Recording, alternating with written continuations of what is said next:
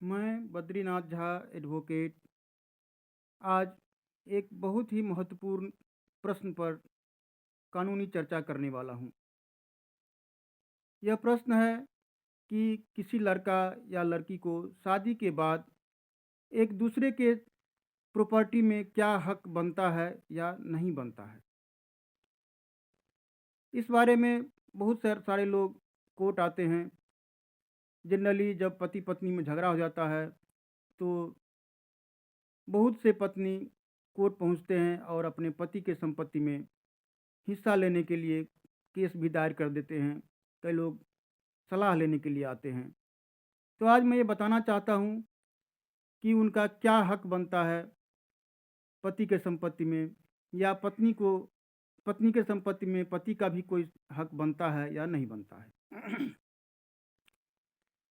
इस बारे में सबसे पहली बात ये समझना ज़रूरी है कि जो हिंदू हैं उन पर हिंदू सक्सेशन एक्ट 1956 लागू होता है। और इस एक्ट में जो सक्सेशन एक्ट है, इसमें सक्सेसर को राइट मिलता है, यानी सक्सेशन द्वारा ही, उत्तराधिकार द्वारा ही किसी को राइट प्राप्त होता है। इसका साफ अर्थ है कि जब कोई आदमी मर जाता है तभी उसमें उसका हक देता है। जैसे यदि पति मर गए तो उनको पति के संपत्ति में राइट है। जो पुत्र पुत्री, माता और अन्य सारे जो हिंदू सक्सेशन एक्ट के शेड्यूल में दिया गया है, क्लास 1 एयर बनाया गया है, जिसमें 14 एयर बनाए गए हैं, जिसमें son, daughter, widow, mother, son of a predeceased son, daughter of a predeceased son, ये सब सारे मिला के हैं। तो मेन बात आती है पत्नी का। तो पत्नी को इसमें शेयरदार बनाया गया है, सबके साथ एक शेयर का वो हिस्सेदार है। लेकिन बात यह उठता है कि ये तो मरने के बाद हो गया, मरने से पहले क्या कुछ राइट है या नहीं है, इस बारे में स्पष्ट होना जरूरी है। तो एक बात बता दें कि हिंदू सक्सेशन एक्ट जो है वह हिंदुओं पर लागू होता है, लेकिन जो बात उसमें नहीं दिया गया है, जिस बात के बारे में हिंदू सक्सेशन एक्ट में चर्चा नहीं की गई है, और उस बात की चर्चा यदि इंडियन सक्सेशन एक्ट 1925 में किया गया है तो वह उस पर लागू होता है। अब इस बारे में जो लड़की को क्या राइट है, लड़का को क्या राइट है एक दूसरे की संपत्ति में, इस बारे में व्याख्या प्रावधान करती है जो द इंडियन सक्सेशन एक्ट 1925 के धारा 20 में किया गया है। इसमें कहा गया है, इसमें दो पार्ट है जो दोनों ही बहुत ही महत्वपूर्ण है। पहला पार्ट है, no person shall by marriage acquire any interest in the property of the person whom he or she marriage. अर्थात कोई भी व्यक्ति, चाहे वो पुरुष हो या स्त्री हो, लड़का हो या लड़की हो, वह शादी से कोई इंटरेस्ट प्राप्त नहीं करता है अपने पार्टनर के संपत्ति में। अर्थात शादी से न उसका अधिकार घटता है न बढ़ता है।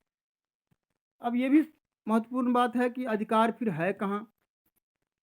तो सारे लड़की हो या लड़का, दोनों को जन्मसिद्ध अधिकार मिला हुआ है अपने माता पिता के संपत्ति पर, जो वह कभी छीना नहीं जा सकता। जो माता पिता की संपत्ति है, लेकिन वो भी सक्सेसर ही वहाँ है, वो भी वहाँ और सक्सेसर भी है। और यदि इसमें भी दो चीज़ होता है, संपत्ति कैसा है इस पर उसके अधिकार तय होते हैं।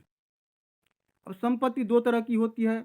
एक अर्जित संपत्ति होती है जो स्व अर्जित होता है, जो कोई अपने खुद अपने कमाई से खरीदता है या किसी तरह दान में प्राप्त हो, जो भी हो, लेकिन उसको प्राप्त हुआ हो, उसके नाम से प्राप्त हुआ हो।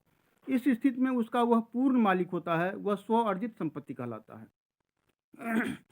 और एक होता है पैतृक संपत्ति, जो एंसेस्ट्रल प्रॉपर्टी होता है, अर्थात उनके जो भी व्यक्ति है उसके पिता, दादा, परदादा, उससे मिले हुए हैं वो प्रॉपर्टी, उनका खुद का खरीदा हुआ नहीं है। तो ये दो तरह का प्रॉपर्टी हुआ। तो इसमें ये बात समझने की है कि अर्जित संपत्ति में न बेटा का राइट है न बेटी का राइट है, किसी का भी कोई राइट नहीं है जब तक वो आदमी जिंदा है। अर्थात जो भी कोई खुद खरीदा हुआ प्रॉपर्टी है उसमें कोई उससे अधिकार छीन नहीं सकता जब तक वो जिंदा है। उसके मरने के बाद भी उसका बेटा ले, बेटी ले, जो भी एयर हो उसका ले सकता है, लेकिन जिंदा में नहीं ले सकता।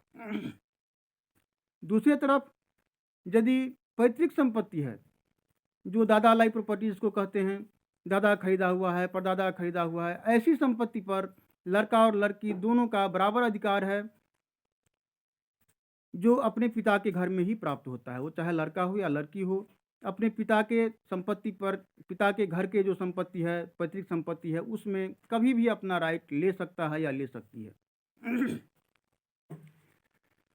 इस मामले में इसमें दूसरा और सेक्शन 20 के दूसरा भाग भी दिया गया है कि no person shall by marriage become incapable of doing any act in respect of his or her own property which he or she could have done if unmarried. इसमें यह भी कहा गया है कि कोई व्यक्ति शादी से इनकेपेबल नहीं होता है किसी काम को करने के लिए, अपनी प्रॉपर्टी के संबंध में किसी काम को करने के लिए, जो वह यदि शादी नहीं करता तो उसे होता। अर्थात शादी करने या ना करने से प्रॉपर्टी के राइट पर कोई अंतर नहीं पड़ता है। वह शादी के पहले भी वही राइट रखता है, शादी के बाद भी वही राइट रखता है। अर्थात पति के संपत्ति में पत्नी का कोई राइट नहीं है जब तक पति जिंदा है, और पत्नी के संपत्ति में भी पति का कोई राइट नहीं है जब पत्नी जिंदा है। अर्थात मरने के बाद ही कोई उसके प्रॉपर्टी पर सक्सेसर के रूप में राइट ले सकता है। तो ये इंडियन सेक्शन एक्ट 1925 के धारा 20 में स्पष्ट किया गया है। इससे यह साबित होता है कि शादी कोई अड़चन नहीं है संपत्ति के मामले में। शादी किए या ना किए उससे संपत्ति में न कुछ अधिकार घटता है ना बढ़ता है। अब बात आई कि फिर पत्नी राइट मांगती है, तो पत्नी को सिर्फ मेंटेनेंस का राइट दिया गया है, जो कई एक्ट में दिया गया है। Hindu adoption and maintenance act में भी दिया गया है। CRPC 1973 के धारा 125 में भी दिया गया है, और भी कई एक्ट में प्रावधान किए गए हैं। हिंदू मैरिज एक्ट में भी दिया गया है, लेकिन उसमें परमानेंट एलिमनी, जैसे हिंदू मैरिज एक्ट में है, परमानेंट एलिमनी दिया गया है सेक्शन 25 में। धारा 18 हिंदू मेंटेनेंस एक्ट में पत्नी को मेंटेनेंस का राइट है, और CRPC में धारा 125 में उनको मेंटेनेंस का ही राइट दिया गया है। कहने का मतलब पत्नी को सिर्फ मेंटेनेंस का राइट मिला है पति के संपत्ति से, पति के कमाई से, और उसमें वो भी पूर्ण नहीं है, वो भी लिमिटेड है, जो CRPC की धारा 125 के सब सेक्शन 4 में दिया गया है कि no wife shall be entitled to receive an allowance for the maintenance or the interim maintenance and expenses of proceedings if she is living in adultery, or if without any sufficient reason she refuses to live with her husband, or if they are living separately by mutual consent। तो इसमें 3 limitation लगाए गए हैं जो पत्नी को maintenance का right नहीं देती है यदि वह एडल्ट्री में जार कर्म में रह रही है या गलत संबंध से कहीं रह रही है। दूसरा है यदि वह बिना किसी रीजनेबल कारण के अपने पति का साथ छोड़ देती है, या तीसरा है कि यदि वह म्यूचुअल कंसेंट से, पारस्परिक सहमति से अलग रह रही है। इन 3 स्थितियों में उनको मेंटेनेंस का राइट नहीं दिया गया है। तो अभी सारी बातों से यह स्पष्ट होता है कि पत्नी को सिर्फ मेंटेनेंस का राइट दिया गया है, खर्चे का राइट दिया गया है, संपत्ति में कोई राइट नहीं दिया गया है जब तक पति जिंदा है। पति के मरने के बाद उसको राइट मिलता है सक्सेसर के रूप में।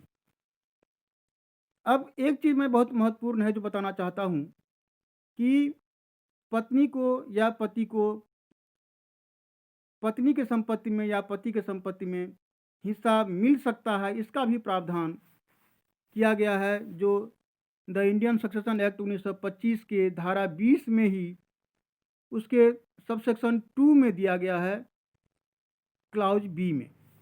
उसमें ये कहा गया है, धारा 20 में जो कहा गया कि मैरिज से कोई अधिकार प्राप्त नहीं होता है अपने पति या पत्नी के संपत्ति में, इस बात का अपवाद दिया गया है सबसेक्शन 2 के बी में कि this section shall not apply and shall be deemed never to have applied to any marriage, one or both of the parties to which professed at the time of the marriage, the Hindu, Mohammedan, Buddhist, Sikh और जैना by religion. अर्थात इसमें यह कहा गया है कि कोई भी व्यक्ति जो इस तरह शादी करता है कि शादी के टाइम में वो यह दोनों मिलके या अकेला एक दूसरे के प्रति कोई एग्रीमेंट करता है, करार करता है, प्रतिज्ञा पूर्वक प्रोफेस करता है, मतलब प्रतिज्ञा पूर्वक घोषणा करता है कि शादी के बाद मेरे पत्नी को मेरे संपत्ति में राइट होगा, ये पति कहता है, या पत्नी कहती है कि शादी के बाद मेरे पति को मेरे संपत्ति में राइट होगा, या दोनों परस्पर एक दूसरे के लिए ये कॉन्ट्रैक्ट करती है, कोई संविदा करती है कि पति के संपत्ति में पत्नी का राइट और पत्नी के संपत्ति में पति का राइट। इस तरह का यदि संविदा करता है शादी के टाइम में ही, तो उस स्थिति में ये सेक्शन 20 लागू नहीं होगा। अर्थात कॉन्ट्रैक्ट यदि किया है तो पति के संपत्ति में पत्नी को राइट मिलेगा और पत्नी के संपत्ति में पति को राइट मिलेगा, जैसा करार किया हो वैसा होगा, ये कहा गया है। तो ये इस सेक्शन का अपवाद दिया गया है जो बहुत ही महत्वपूर्ण है। यदि कोई पति या पत्नी या दोनों एक दूसरे की संपत्ति में हिस्सा चाहते हैं तो उसके लिए उनको शादी के पहले ही, शादी के टाइम में ही करार करना पड़ेगा, ये प्रतिज्ञा पूर्वक कोई कॉन्ट्रैक्ट बनाना पड़ेगा, तब ये संभव हो सकता है। तो ये एक बहुत महत्वपूर्ण बात है जो जानकारी जनरली लोगों को नहीं है, जो मैं जानकारी लोगों को देना चाहता हूँ।